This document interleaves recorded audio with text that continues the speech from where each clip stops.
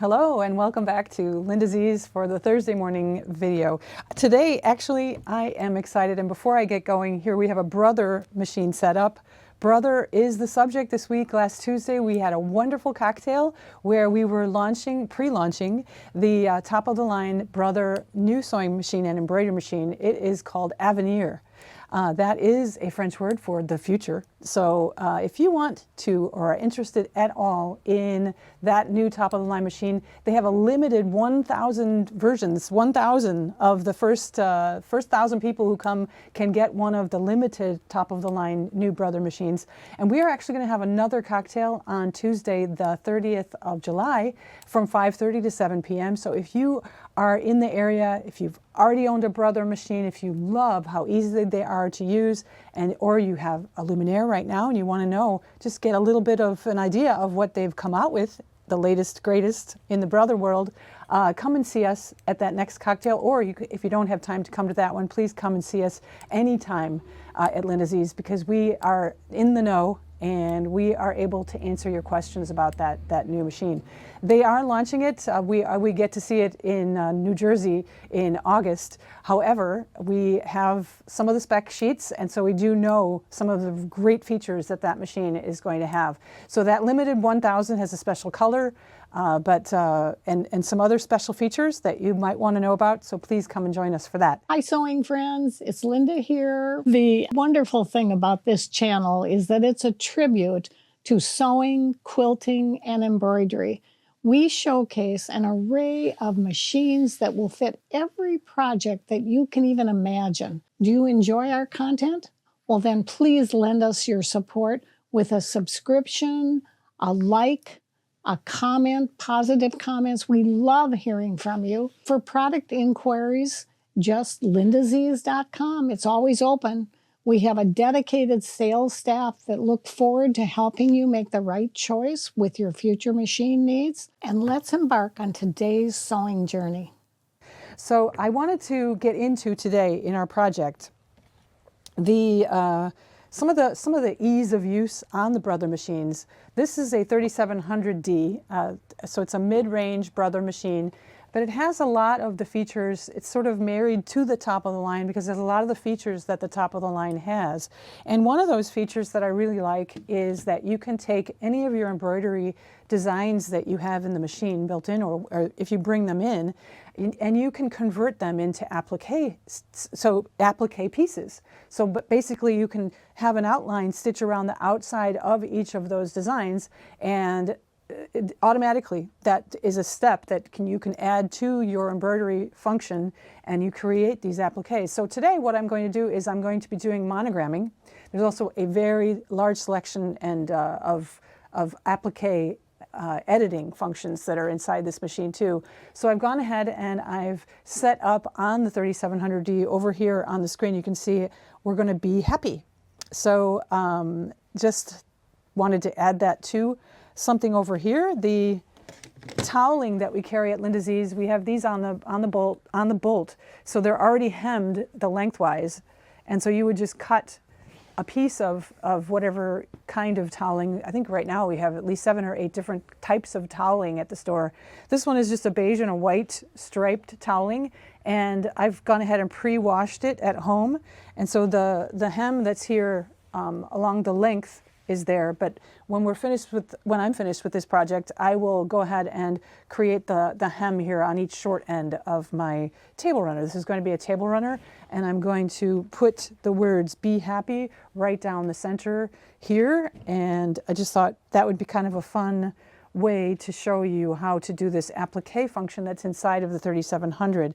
So first of all, I'm going to take the piece that I have here and I'm going to fold right sides together, and I am going to find the center, because it's true that top of the line machines have cameras built into them, the Brother top of the lines, but when you're at the mid-range like the 3700, we kind of have to figure out where that center is. So I'm going to fold this both ways, and I'm going to crease that, finger crease it right at that center point, and then I'm going to reopen that, and I can draw using my ruler over here. I can draw with my air erasable Soline pen my center. So this is going to be very helpful when I'm actually putting this in the hoop.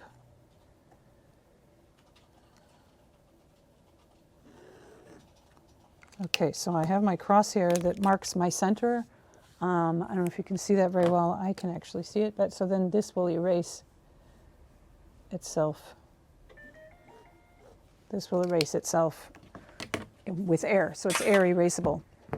The next thing I'd like to do is put some stabilizer on the wrong side of this. And I know my mother Linda swears by this heat and stay, so we're going to go ahead and use this heat and stay.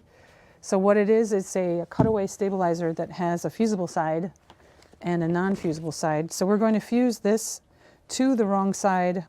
Oh, I should have done that first. I am actually going to fuse this and then try to remark that again on the other side. So we will need an iron, right? So I'm going to bring this over to the iron and fuse that to the wrong side. So the size of the stabilizer that I chose is large enough for my largest hoop. And what's nice is in this machine, and with Brother machines in general, when you are doing a design and you want to add things to your design like words or shapes or anything like that, which are all built into the machine, you can work within the size of the largest hoop that's on your machine. The largest hoop that's on this 3700 is a 6-inch by 10-inch hoop. And so I am working within that hoop to make my Be Happy across this toweling, this table runner that I'm going to make. And so I need my stabilizer to be larger because this is the only stabilizer I will have. Once this is fused onto the back of my towel, I will just then hoop that into the hoop, this 6 by 10 hoop. So that's why I chose this size. It has to be larger by 1 inch all the way around my hoop. And so that's why this is such a big size of stabilizer. So here I'm going over to my iron and I'm going to fuse this to the back. So fusing this, I'm not going to use any steam. I am just going to use the heat, and I'm going to press,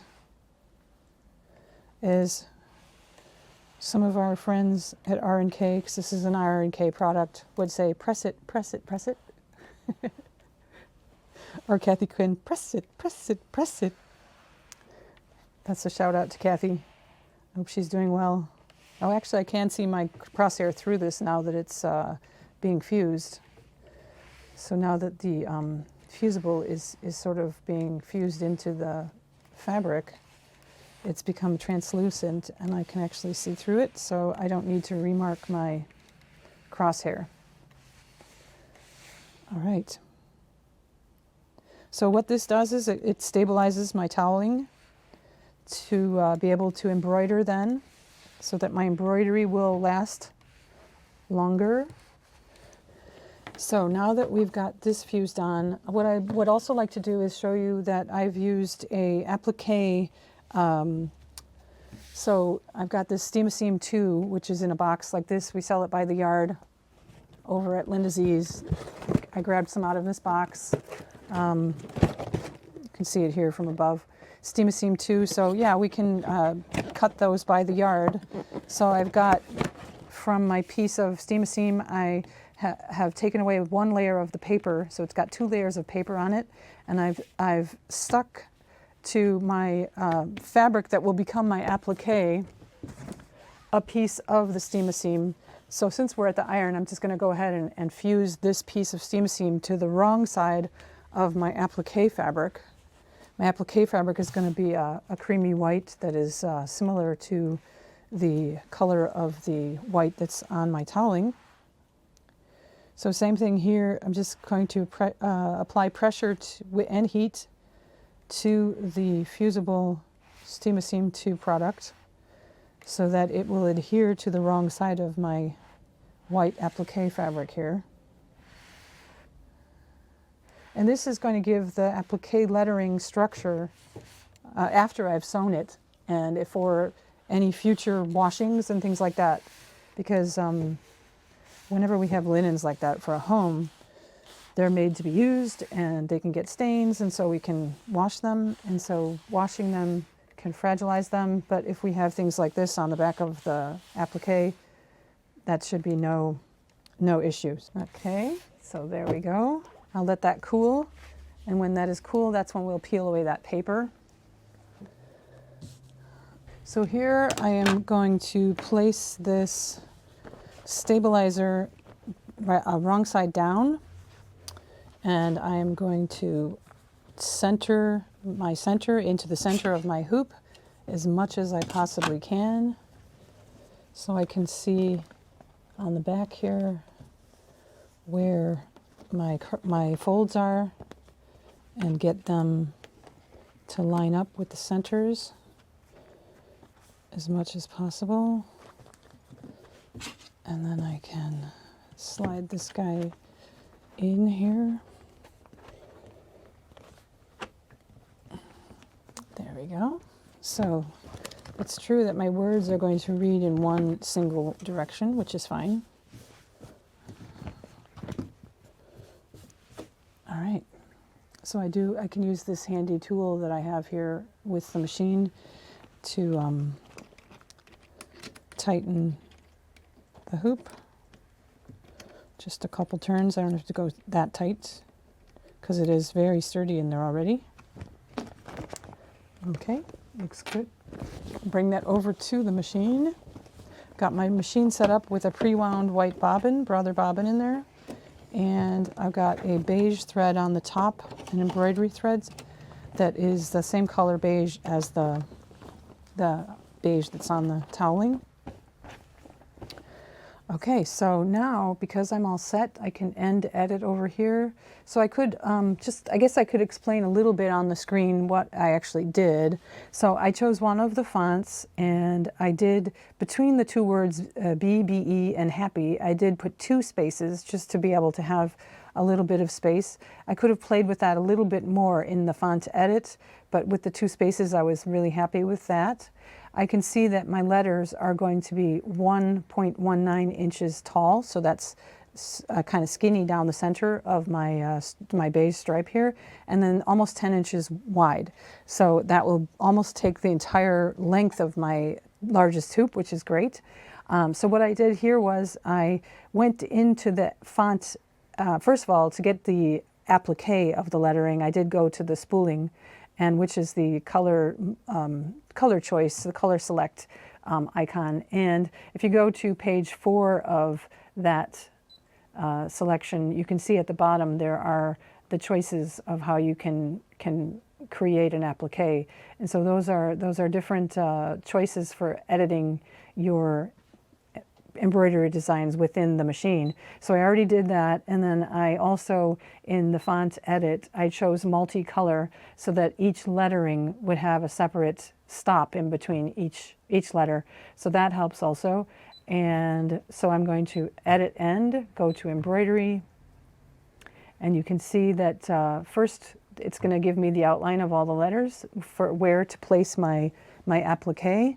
And so I'm going to go ahead and start and see how that stitches out. My first outline of all of the letters will be stitching now. So here you can see that the words "Be Happy" have been stitched out on our project here. And I mean, you could even stop here if you wanted to just have a very tone-on-tone type of a lettering onto your project. That would be quite fun, but we're doing applique, so thought I would just come over here and peel off that paper. Like I said, that paper that was part of the applique, the seam, so that's sticky there now. So I'm going to go ahead and lay that across the wording that we just stitched the placement stitch of. And now that is laid there. We will adhere that permanently with the iron later. So let's go ahead and stitch the letters now over the applique fabric. Okay, so The machine was actually stopping in between each letter, which would have allowed me to trim the applique pieces, but I decided to not do it that way. So in fact, on hindsight, I probably would not have chosen multicolor. I would have just let it stitch out all the way like it did here. And now I'm going to take the hoop off because it's finished embroidering. So I'm going to take the hoop off of the machine, bring it over here to my workspace, and I'm going to grab one of my handy dandy applique scissors. I do have two different ones. I have the bigger, so these are like duckbill. They call them duckbill scissors. So they enable us to cut through with this rounded edge here on the side. They enable us to cut through the top layer without poking through to the bottom layer and putting holes in the bottom layer. So I might just take this little guy and start trimming away with him with those scissors. So this is going to be a raw edge applique. We're going to get in not completely to the letter, but just with a little bit of an edge on the letter. Okay, I think that looks great like that. So what I'm going to do is make sure my iron is hot.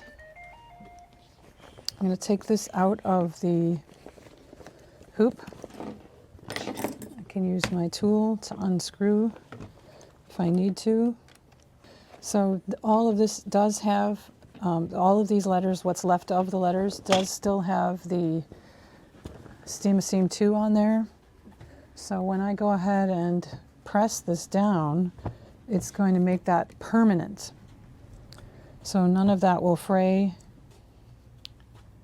So that's what I am doing now.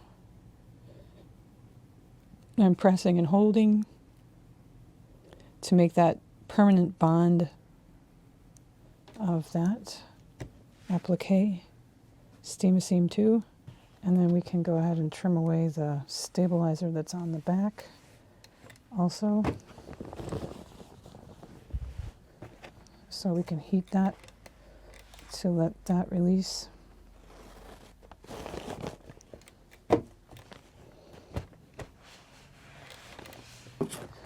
Grab the rotary cutter.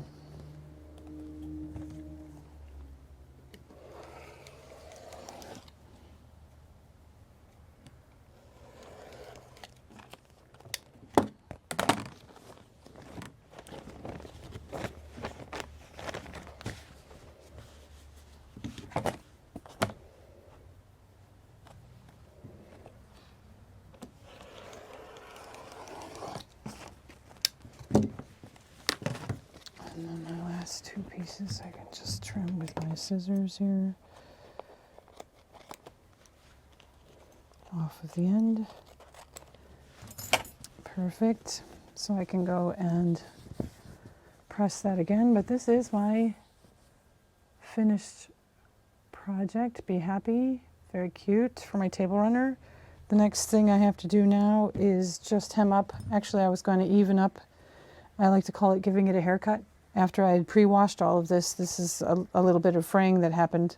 Some people like to, before they pre-wash products, they like to run a serger along the edge so that it doesn't fray at all when they're washing their pre-washing. So the last thing I would do here is even this up. And then I would hem the sides.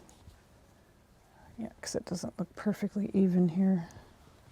Sometimes that can happen in the wash also, where it's not perfectly even. So I just take my rotary cutter, go to the smallest side,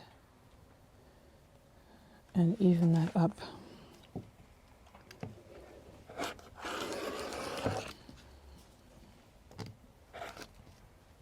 We are evened up. Okay, so here we have our table runner, our Be Happy table runner. So thank you very much for watching, and we'll see you one of these next times.